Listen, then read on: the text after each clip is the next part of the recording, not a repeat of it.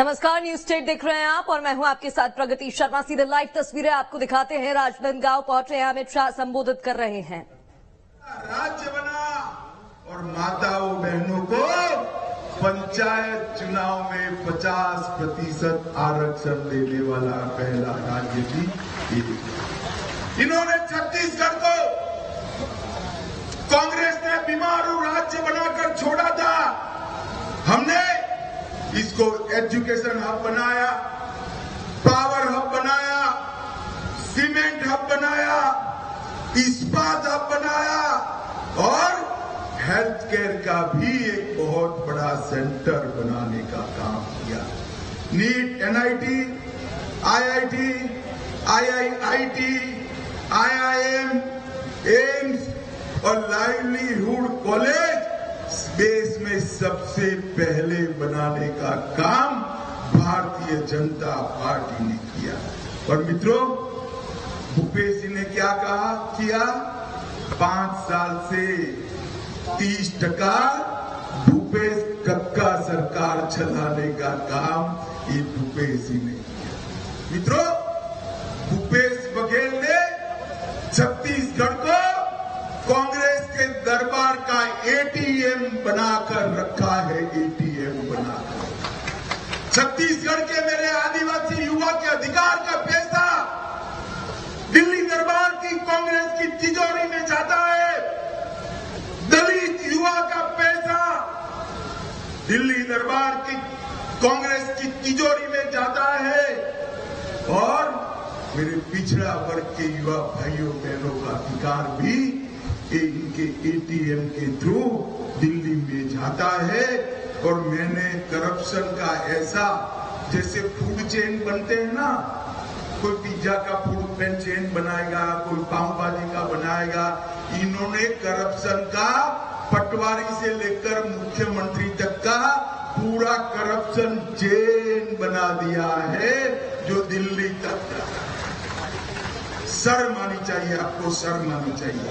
और मैं आपको बता, घोटालों की इतनी बड़ी सूची मैंने मेरे सार्वजनिक जीवन में कहीं नहीं देखी। शराब घोटाला, 2000 करोड़ रुपए का शराब घोटाला, इनके ऑफिस के अफसरान जेल में जाते हैं और उनको शादी में भी चैन नहीं आता है, कहीं वो मुंह न खोल दे, इसलिए डरकर घर में शादी कराते हैं। कोयला परिवहन घोटाला 550 करोड़ का किया। प्रधानमंत्री गरीब अन्न योजना में 5000 करोड़ का घोटाला किया। गोठान घोटाला 1300 करोड़ से ज्यादा रुपयों का घोटाला किया। 600 करोड़ का उन्होंने पीडीएस घोटाला फिर से किया। महादेव ऐप का 5000 करोड़ का घोटाला करने का काम इस भूपेश बघेल सरकार।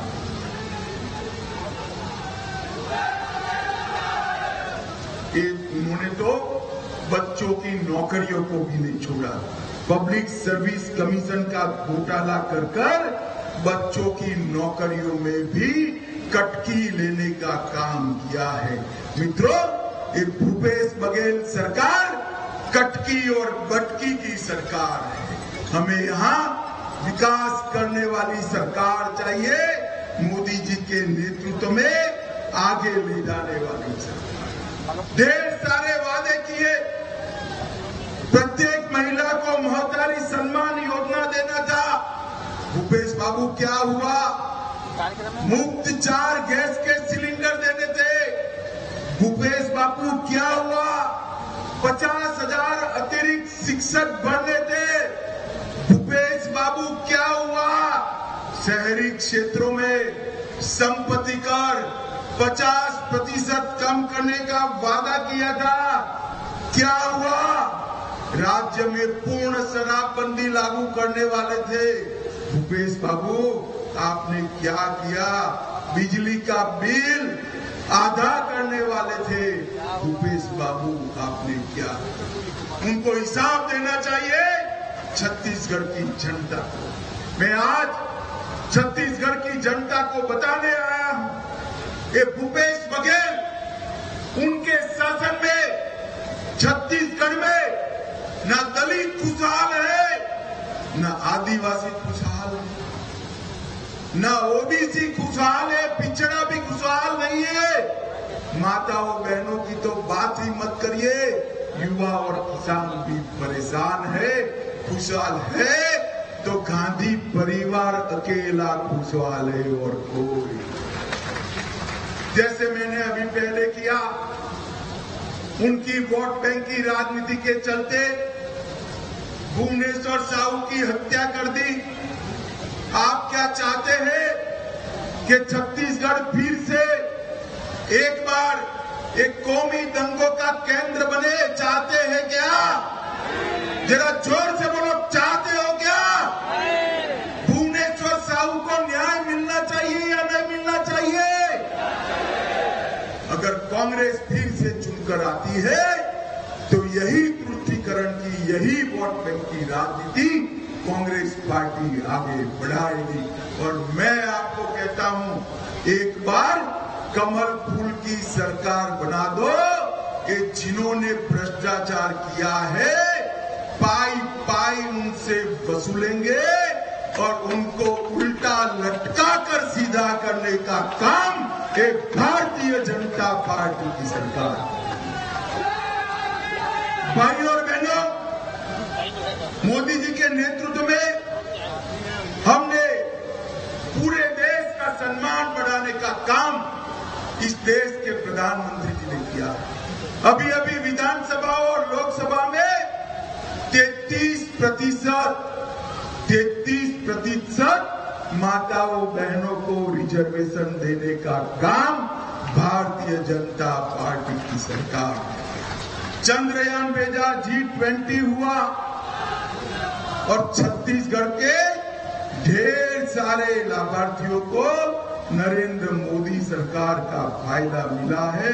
मित्रों, मैं आपको बताना चाहता हूं कि राजनांदगांव में मेडिकल कॉलेज 370 करोड़ रुपए का, 330 करोड़ के फ्लाईओवर, 48 करोड़ के शिवनाथ व्यय प्रवर्तन योजना नहर, 18 करोड़ से पेंड्री में निवास स्थानों, 15 करोड़ रुपयों से मातृ शक्ति के लिए अस्पताल, 13 करोड़ रुपए एजुकेशन के लिए और 10 करोड़ रुपया मॉडल कॉलेज और वंदे भारत ट्रेन का सौगात भी नरेंद्र मोदी सरकार ने किया।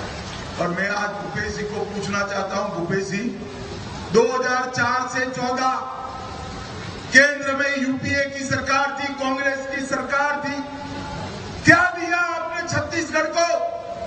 हिसाब लेकर आइए।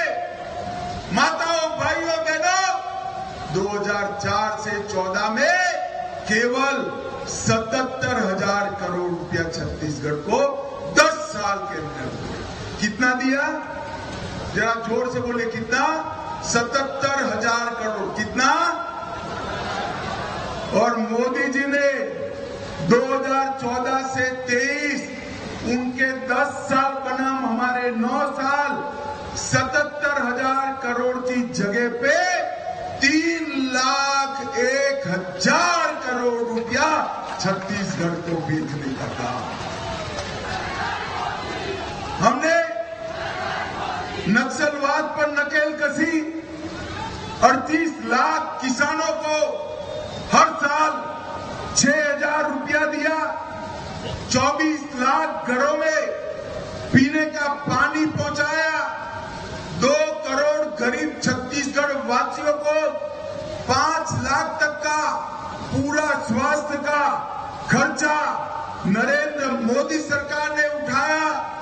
38 लाख माताओं के घर में शौचालय का निर्माण किया, लगभग 6 लाख माताओं को गैस का सिलेंडर दिया और लगभग 11 लाख लोगों को घर का भेंट देने का काम हमारे नरेंद्र मोदी जी ने किया है। मित्रों, मैं आज यही कहने आया हूं कि इन्होंने दिए हुए 300 315 वादे तो पूरे नहीं किए, चरण पादुका भी छीन ली, साड़ी वितरण योजना भी बंद कर दी। खैर 325 वादे से तो मुकर गए, पर उन्होंने यहाँ एटीएम लगाकर छत्तीसगढ़ की जनता का पैसा दिल्ली के दरबार में कांग्रेस कार्यालय में पहुंचाने का काम किया। मुझे बताओ माताओं, भाइयों, बहनों, जिन्होंने छत्तीसगढ़ के भविष्य को इस तरह से बर्बाद किया है, वो भूपेश बघेल को फिर से मौका दे सकते हैं क्या? जोर से बोलिए, दे सकते हैं क्या? जिस तरह से भुवनेश्वर साहू को रौंद कर मार डाला, वो सरकार को रिपीट कर सकते हैं क्या? जोर से बोलिए, कर सकते हैं क्या? राजनांदगांव की चारों सीटें मोदी जी की झोली में डालेंगे क्या? जोर से बोले, ऐसे नहीं, मोदी जी तक आवाज जानी चाहिए, डालेंगे क्या? चारों प्रत्याशियों को प्रचंड बहुमत से जिताएंगे। यहाँ हमारे 7 प्रत्याशी है, 7 को प्रचंड बहुमत से जिताएंगे। भाजपा सरकार बनाएंगे। 24 में फिर से मोदी जी को प्रधानमंत्री बनाएंगे। तो मेरे साथ दोनों हाथ उठाइए, उठाइए दोनों हाथ, विजय के संकल्प का मुट्ठी बींचिए और प्रचंड आवाज से बोलिए, भारत माता की, भारत माता की, वंदे वंदे वंदे। फिर से एक बार 7 प्रत्याशियों के लिए जोर से ताली बजाइए। ये 7 को बहुत बहुत शुभकामनाएं और बहुमत से जीत कर आए, ऐसी मेरी शुभकामनाएं। माननीय अमित शाह जी का बहुत बहुत आभार। आपने हमारे सारे 7 प्रत्याशियों को। तो केंद्रीय गृह मंत्री अमित शाह को आप सुन रहे थे, जहां छत्तीसगढ़ सरकार पर तंज कसते निशाना साधते हुए नजर आए, तो वहीं केंद्र सरकार की उपलब्धियां भी गिनाते दिखाई दिए। अमित शाह कई बातों को, कई बिंदुओं पर फोकस करते दिखाई दिए, जहां उन्होंने साड़ी वितरण योजना का जिक्र किया, जो पहले पूर्व में बीजेपी सरकार द्वारा चलाई जाती थी। वहीं निशाना साधते हुए भी कांग्रेस पर नजर आए। राजनांदगांव से बीजेपी का संकल्प कार्यक्रम आप देख रहे हैं।